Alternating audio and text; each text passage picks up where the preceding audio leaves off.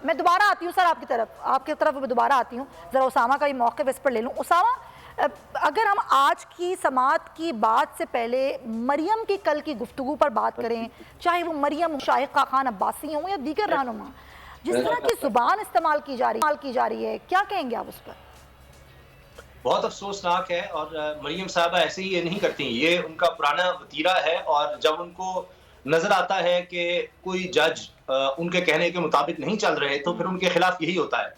और ये कोई नई बात नहीं, ये तो जजेस को फ़ोन कर के बाकायदा फैसले लिखवाते रहे हैं कि जी इतनी सज़ा होगी, इतनी सज़ा होगी, ऐसे होगा और ये सब कुछ करते रहे हैं। इसीलिए इनको माफिया कहा गया था। अभी आप देखिए किसी की जुर्रत इस तरह से हो सकती है। अभी हाल ही में हमने देखा इमरान खान साहब को एक यानी वो जी। हायर जुडिशरी नहीं थी, तो उन खातून से जाकर माफी मांगनी पड़ी। तौहीन अदालत का नोटिस यहीं पर इस्लामाबाद हाई कोर्ट की तरफ से सारा कुछ हुआ था। लेकिन बिल्कुल। आज बड़े अफसोस की बात है, दुख की बात है कि सुप्रीम कोर्ट के जजेस के खिलाफ इस तरह से बाकायदा कैंपेन है। वो तो इमरान खान साहब तकरीर कर रहे थे और जनाब जुमला कह दिया।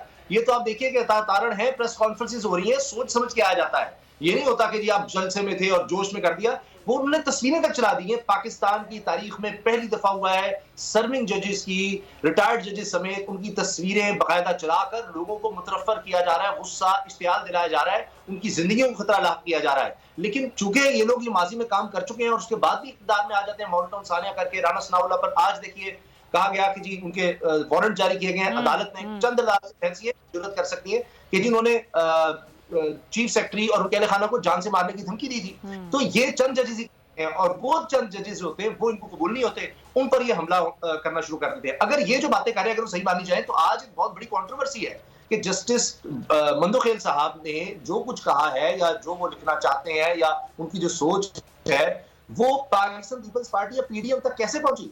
और वहां पर फारूक एच नाइक साहब उनके वकील है, वो कह रहे हैं मेरे पास तो वो नोट मौजूद है जो इख्तिलाफी है।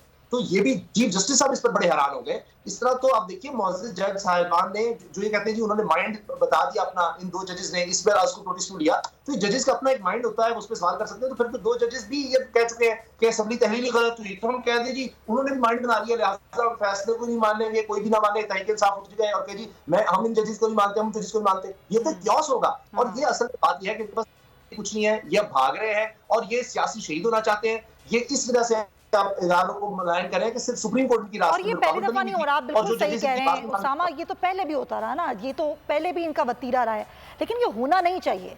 और अदलिया का वक़ार हो, अदलिया की इज्जत हो, अदलिया का एहतराम हो, हमेशा बोल खड़ा रहा है इसके लिए।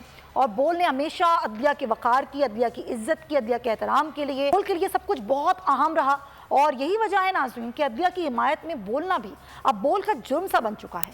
बोल ने माजी की तरह फिर दोबारा हक़ और सच की आवाज़ बुलंद की और आवाम के सामने रात 9:50 पर हक़ाइक़ बयान किए और आवाम को ये बताया कि जस्टिस मज़ाहिर नकवी और जस्टिस एजाजुल एहसन किस तरीके ईमानदारी और इंसाफ के उसूलों के पाबंद जजेस हैं और किस तरह उन्होंने हमेशा हक़ और सच का साथ दिया है। शायद हक़ और सच की तस्वीर इत्तेहादी सरकार को पसंद नहीं आई और महज 1 घंटे बाद ही पैमरा और हुकूमती इदारों की जानिब से केबल ऑपरेटर्स को बाकायदा फ़ोन कॉल करके हिदायत दी गई कि बोल को केबल से हटाया जाए। और पहले भी ऐसा ही हुआ था, इससे पहले भी हुकूमत ये सब कुछ करती रही है। अज़हर साहब, पहले भी कई दफ़ा बोल को एलानिया, कभी गैर एलानिया, कई दफ़ा बंदिशें हमने उठाई, नुकसान उठाया, कारोबारी नुकसान हुआ, वैसे बहुत नुकसान हुआ, लेकिन बोल ने कभी इस बात से एक कदम भी पीछे नहीं हटाया कि जहाँ बात हो हक़ और सच की, इदारों की, तो बोल खड़ा रहा। लेकिन अब देख लें, आप अभी भी यही सब कुछ हो रहा है। भैया एक बात तो बड़ी वाज़ेह है, मैं तो जब से बोल मैदान में आया है और आज तक अगर आप देख लें मुश्किल से मुश्किल हालात हों, शुएब शेख साहब और उनकी टीम ने वो सामने खड़े हैं और पाकिस्तान के साथ खड़े रहे हैं। ये नहीं है किसी और का एजेंडा लिया, कई चरण आपको पता है कि टारगेटेड एजेंडा लेकर चलते रहे और उनका अपना एक नुक्ता नजर था वो रहे। लेकिन ये बड़ी बात है कि मौजूदा दौर में हक और सच के साथ खड़े होना अभी अदलिया ये बड़ा मुश्किल काम है। आप सही कह रहे हैं, ये हर किसी के बस की बात नहीं होती। मुझे आपका अल्फाज हमारे लिए बहुत हौसलामंद है, थैंक यू सो मच, क्योंकि मुझे उसामा की से भी बात करनी है, वक्त की कमी है। जी उसामा।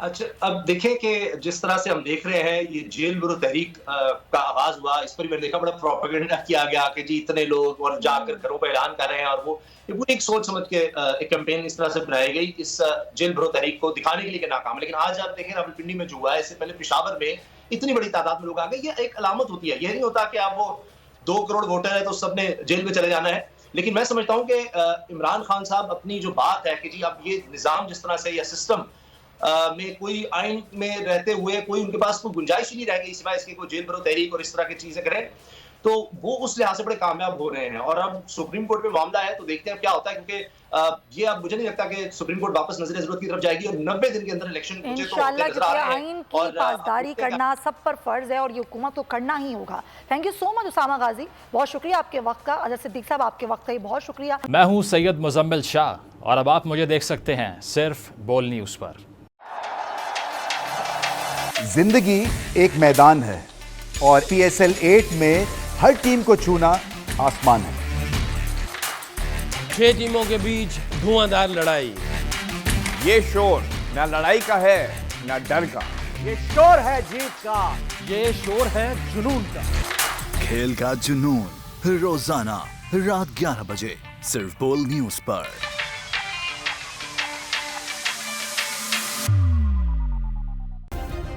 सब्सक्राइब करें और बेल दबाएं ताकि कोई खबर रह न जाए।